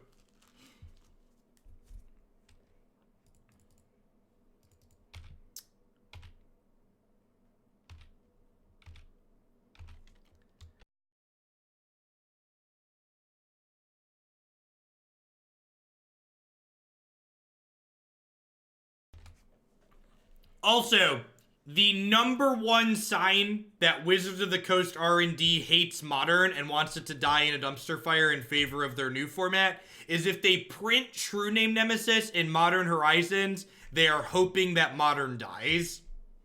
That's my bold statement. The only reason to print True Name Nemesis into Modern is to make the format miserable so people leave in droves.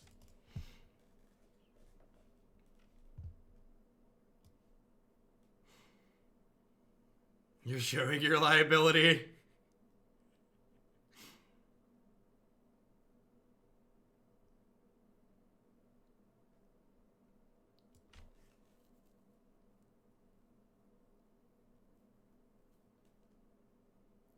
Hey, what dual land do I want here?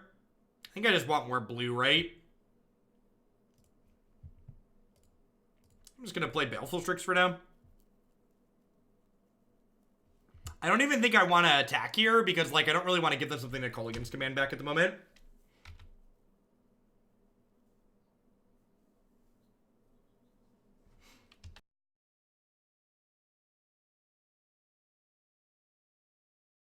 So the reason why, for people that don't see it on the surface, Modern's a very fast and brutal format, and True Name Nemesis doesn't stop the format from being fast and brutal, but what True Name Nemesis would do to the format is it takes an archetype that already struggles to be successful in the format and makes it struggle even further.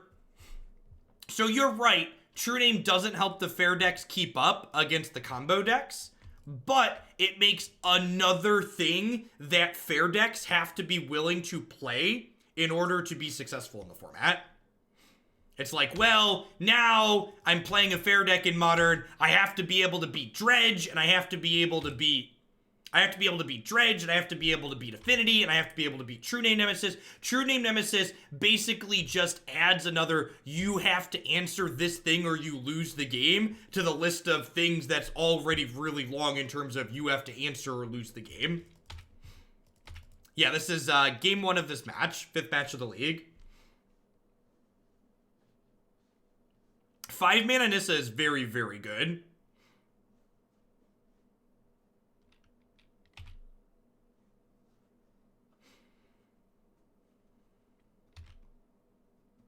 I hope we see Vindicate.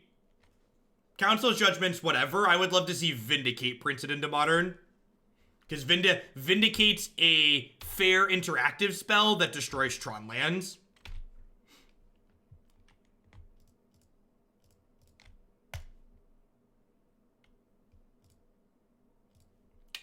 They could be playing Lightning Bolt, so maybe I should plus here.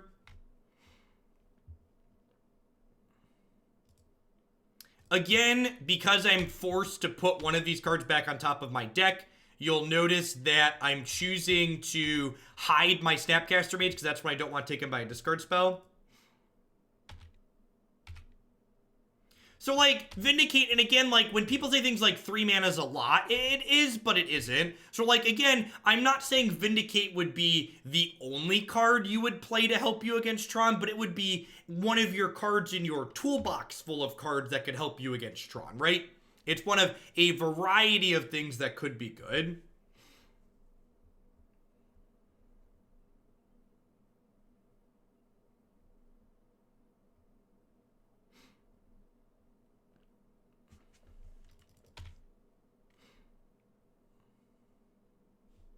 They use this Force of Will.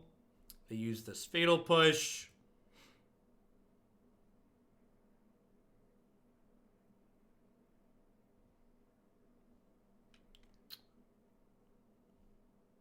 Sure. We're going to trophy this Dorko next turn.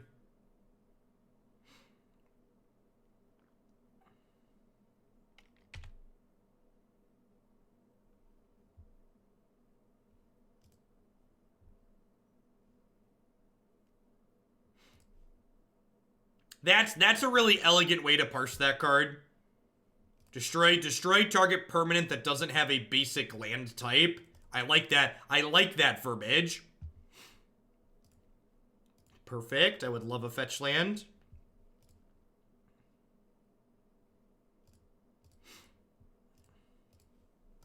I would like to add Jace to my trophy case, please.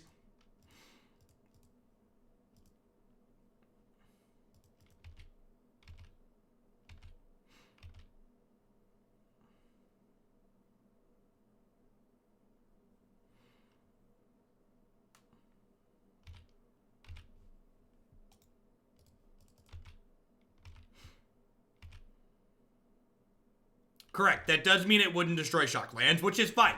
It means it would destroy obnoxious utility lands, though. And creature lands and Tron lands.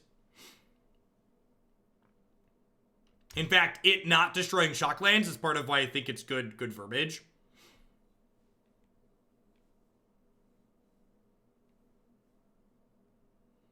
Really like to draw, like, a Punishing Fire here. Punishing Fire would let me, like, clean up their board at very little cost to myself. I'd have to imagine this is one of those matchups that's, like, pretty good for us, too.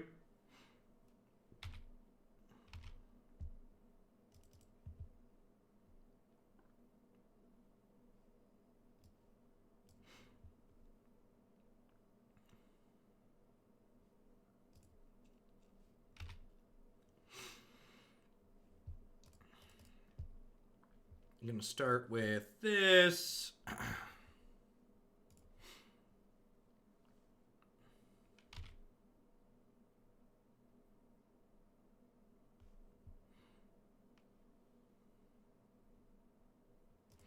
I don't have a good way to defend Narset at the moment, so I'm not just going to jam her. I'm also, like, kind of looking for a land, which we found. I kind of don't need another Brainstorm, right?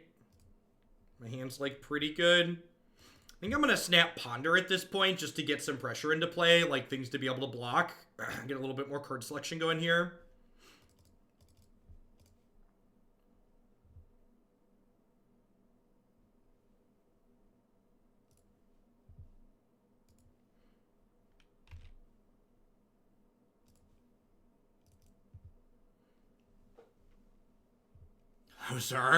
Those are some good Magic the Gathering cards.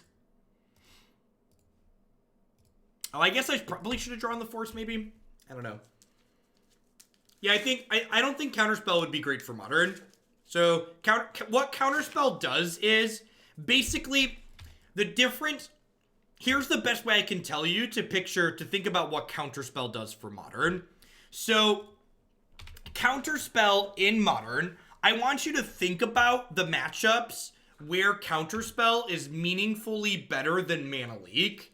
Outside of Tron, the matchups where Counterspell is meaningfully better than Mana Leak are, like, exactly the fair matchups, right? So what Counterspell would likely do for Modern is push mid-range decks further out of the format, because those are the decks that can afford to wait to play a longer game, to play around cards like Mana Leak. Logic Knot is effectively Counterspell in a lot of situations.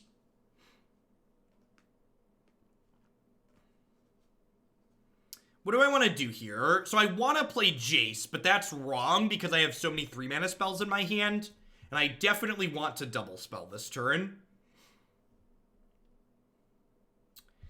I think I'm going to lead on Leovold because I want him to resolve the least.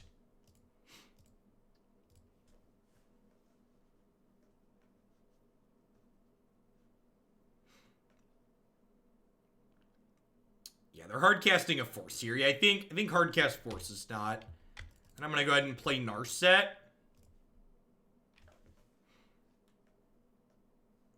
And I know there's a force on top of my deck that I don't really want to draw, so Narset lets me impulse past that, which is sweet here.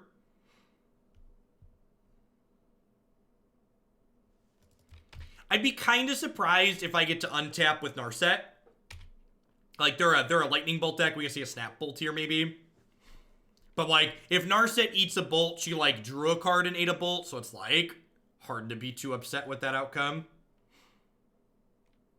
Vomit. Shock my Narset, pick my Snapcaster back up. Yep. Actually, do I keep the Force now? I'm going to take the Force. Actually, I think Force is better than Abrupt Decay, since they have a Snapcaster in their hand. Yeah, I think we pitch Dack. It's a shame we can't pitch Liliana, right?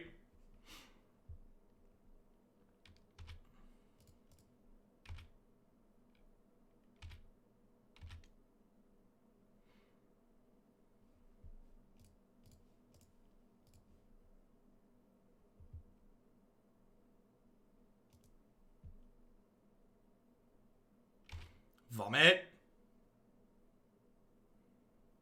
And they get to snap K command, kill Narset, pick another snap back up. And then the next snap is gonna kill Liliana, pick another snap back up.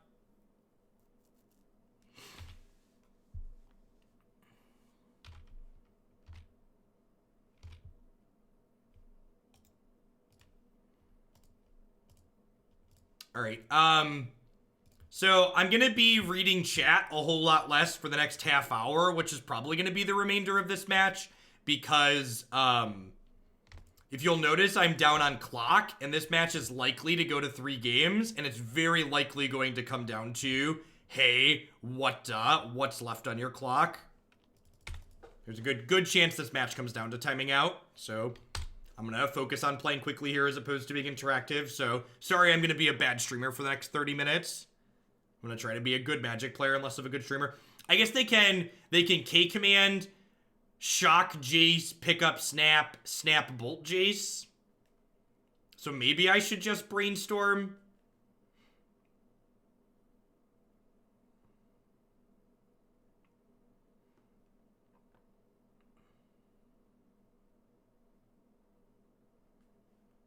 Yeah, I don't play enough. I don't have enough reps with these blue decks. Like, I feel like I play them well when I take my time, but I don't feel like I have enough reps with them to play them super quickly. So, we're behind at the moment, but the way in which we're behind, then our health total is high enough that, like, if I just hit a Punishing Fire, we could end up being okay here. Like, we're a Punishing Fire away from getting pulled back into this game. So, worth noting, when I said I wanted to start playing faster, I was down 2 minutes on the clock. I'm doing this because I could hit a Punishing Fire, or we could mill past 2 lands. That's also okay. Because if I hit a Punishing Fire, I'd have been able to pick it up and kill a Snapcaster Mage here. Obviously, Dack is dead.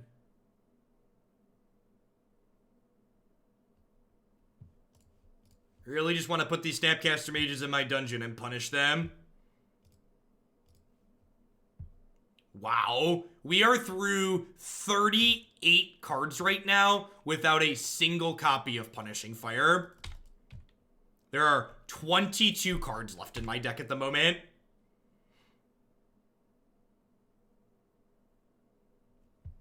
Thank goodness.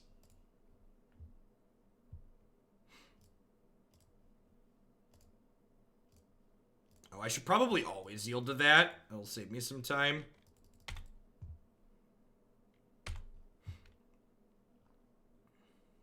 This might be our first game this league where we sit here and Punishing Fire someone out. Now back to your, yeah, we've resolved being behind, back to punching each other in the face. And now we're ahead because we found Punishing Fire. The real question is, how many more win conditions does my opponent have in their deck? Because there's a good chance that we're both going to struggle to have win conditions as the game goes along, and, like, the fact that we have Punishing Fire could end up burning them out. Yeah.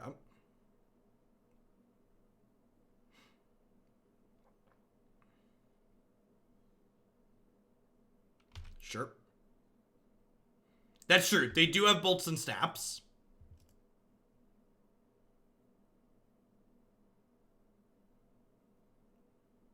Yeah, that's true. Red sources are our best draws at this point. Yeah, the second fire is a good rip here. We need a Lumbering Falls. We're almost even on clock.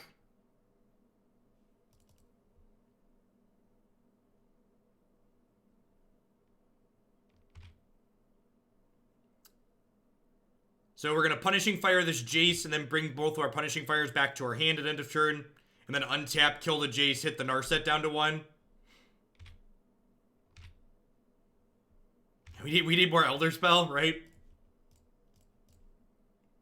So thing worth noting here is that Grove triggers both Punishing Fires here. So one Grove is going to let me bring both Punishing Fires back to my hand with this extra red mana. So really just want to draw another red mana. Dack Fayden is decent.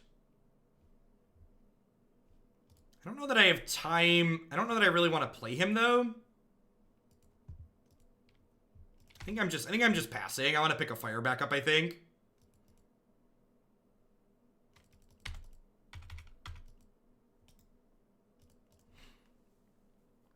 I wonder, like I said, I wonder if my opponent doesn't have more lightning bolts in their deck, they might not be able to kill us from here.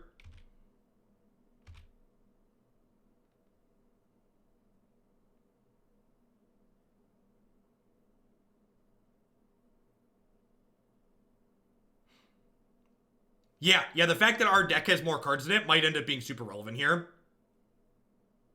Oh no! Oh no!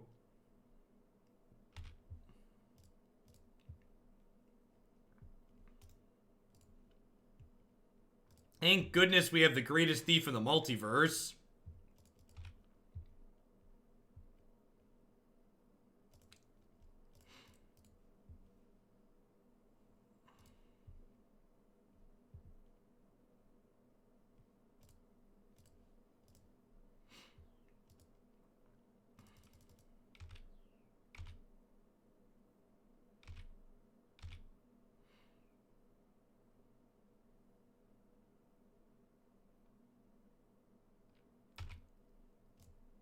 Yikes.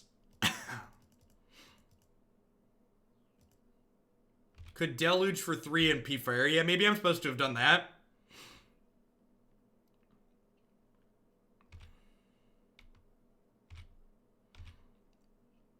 Very possible. Alright, P-Fire this.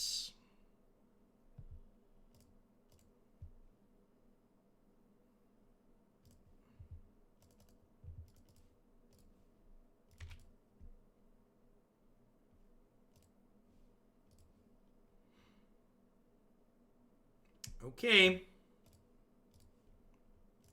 So you're saying there's a chance. Take a chance on me. What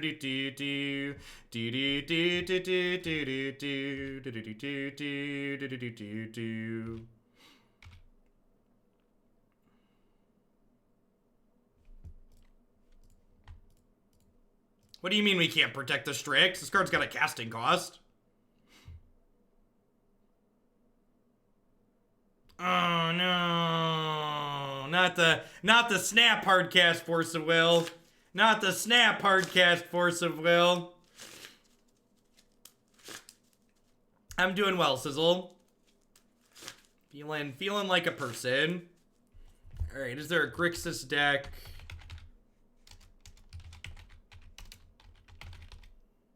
Four-color control. Okay, so we want Pyroblast, Nihil Spellbomb, Hydroblast, Spell Pierce, To the Slaughter, Pulse of Murasa, Kolaghan's Command, Notion Thief, Assassin's Trophy. And we're cutting the Forces, most of the Baleful Strixes, Toxic Deluge, Inquisition and Thoughtseize.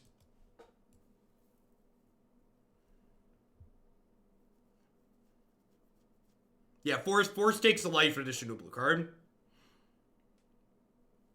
We look very cold to Gurmag. I've got...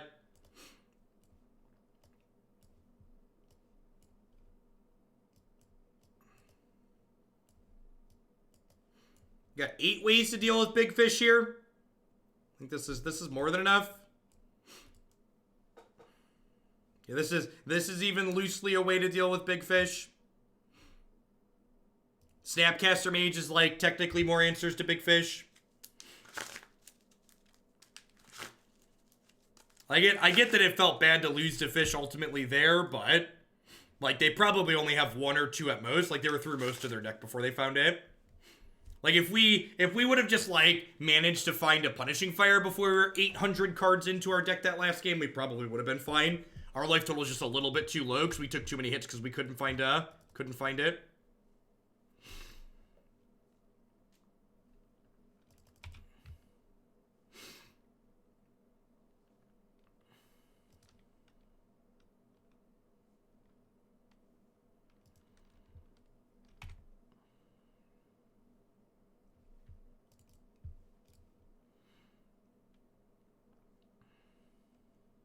Okay, sweet. I'm gonna put back this and this for now, I think.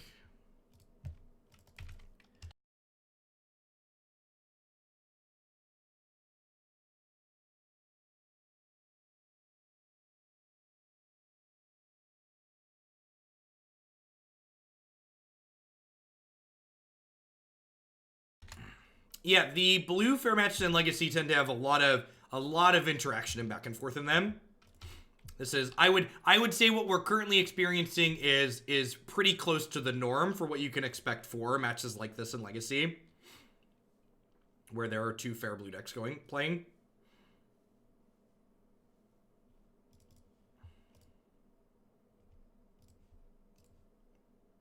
I would like my cantrip to resolve, please. Thank you. Fantastic. I don't need 2 Punishing Fires at this point. I probably don't need 2 Pyroblasts either. If I decide I want another Pyroblast, I can just like not crack this fetch land.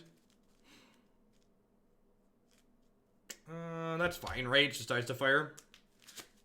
Hydroblasting Pyroblast seems like a flavor win. It really does, doesn't it?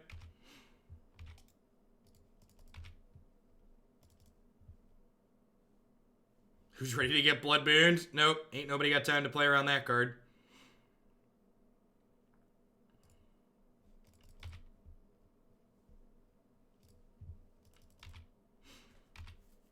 This is match 5, game 2.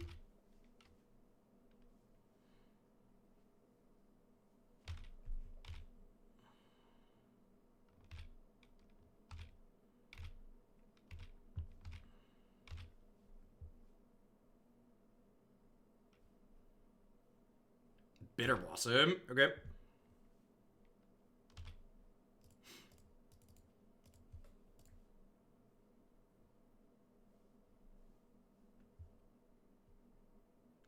Love bugs? I don't know what a love bug is. What's the technical term? That sounds like a regional term. Yeah, this is normally a little bit longer than I like to run for the MTGO portion, but this last match has been a good one, so we're gonna play it out.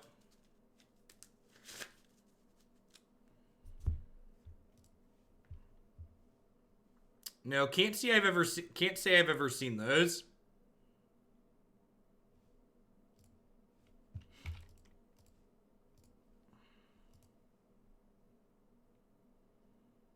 All right, do I YOLO the Jace? I think I'm gonna YOLO the Jace. I think their deck tends to play more discard than counter spells. Are you able to explain the decision to crack your fetches during your upkeep on your own turn in Legacy as opposed to Modern where you cracked them on your own? Yeah, the difference is the lands that you're getting with them, Mr. Mimose. In Legacy, these lands don't come into play tapped unless you pay 2. So there's no downside to waiting till your turn to do it. As opposed to in Modern, there's a real downside because if you wait till your turn If you wait till your turn, you have to pay 2 life. Also in Modern, there are cards that are stifle effects that, like, stop your fetch lands from working. So, like, in Modern, those cards are less played because they're less efficient.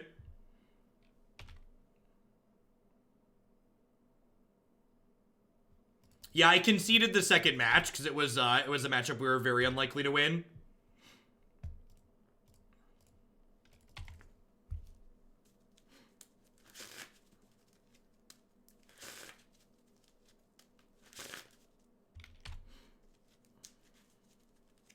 And I didn't have anything in my hand here that I wanted to discard the Dack, so I think taking their Baleful Strix here is fine.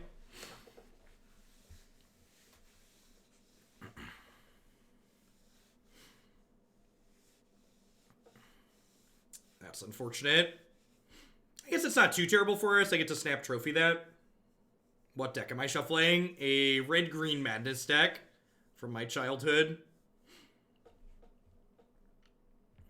Poor Dack. I think this trophy puts us a little bit ahead at the moment, though, right?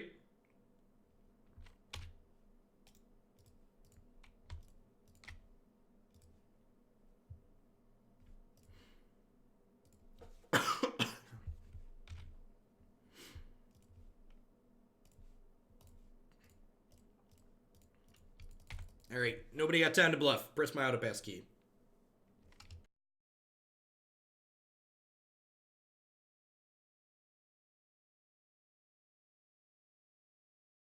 Trophy seems absurd in these Planeswalker mirrors. Just like in Standard, right? Like, Trophy's really good in the Planeswalker mirrors in Standard. Yeah, they're good stuff, Zero. Especially for the price point, right? Like, a lot of like good quality sleeves charge like $10 or even $12 for like their 100, and like the BCW Elite Guard 2s are like $8 for 100, and that's before you use some light discount code on them.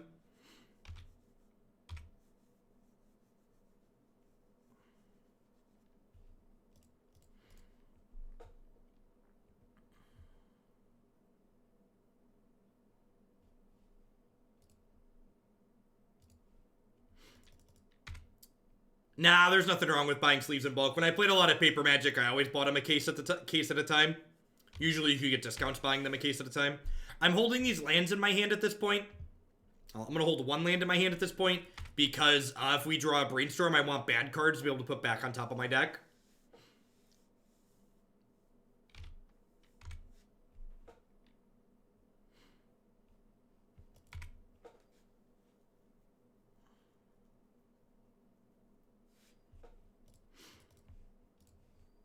Well, if they have anything, we're probably dead.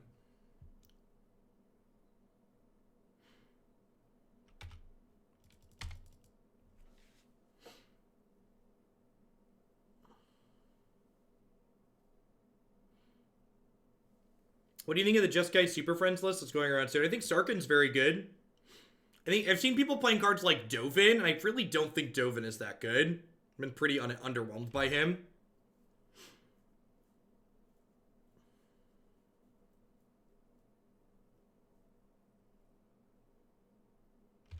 My biggest takeaway from all the Super Friends decks that have been going around is that I don't want to be playing a bunch of Planeswalkers, and I want to be registering Elder Spell, which I'm probably going to slot Elder Spell into a couple of the decks that we're playing today. I think Kefnet and Flash don't have any in them right now. We're probably going to add a couple.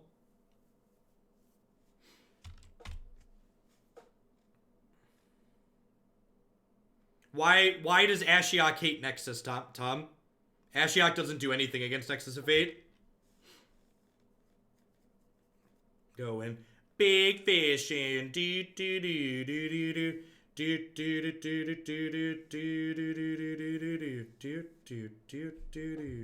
do. Unfortunate that they have a Snapcaster Mage here. Ashiok is currently bugged and exiles Nexus. Lol. Alright, we're dead here. Couple too many lands at the end there. Yeah, overall, this deck kind of felt like a miss to me. I felt like while I felt like while I was pretty solidly a favorite against Death and Taxes, I didn't feel like I was so much of a favorite against Death and Taxes compared to playing just like the other good blue decks in the format that I really felt like this was meaningful to play. I know I conceded one matchup that we weren't 100% to lose in there, but like even in just the matches that we played, we went 2-2, and like ultimately what I felt like I was doing didn't feel like it was 100% powerful enough. Sounds good, Token. Definitely the different diviner decks seem like they're worth exploring for sure. So, yep, that's kind of my... It's actually the first, like, Brainstorm Ponder Forcible deck I played in Legacy in a while that just, like, felt kind of underwhelming. The lack of a clock really felt like a big issue. Like, no Stoneforge, no True Name, no Vendilion Click. Like, that felt like I was really missing that way to, like, close games out, basically. I'm not sure offhand, Claimster. I look at a lot of deck lists.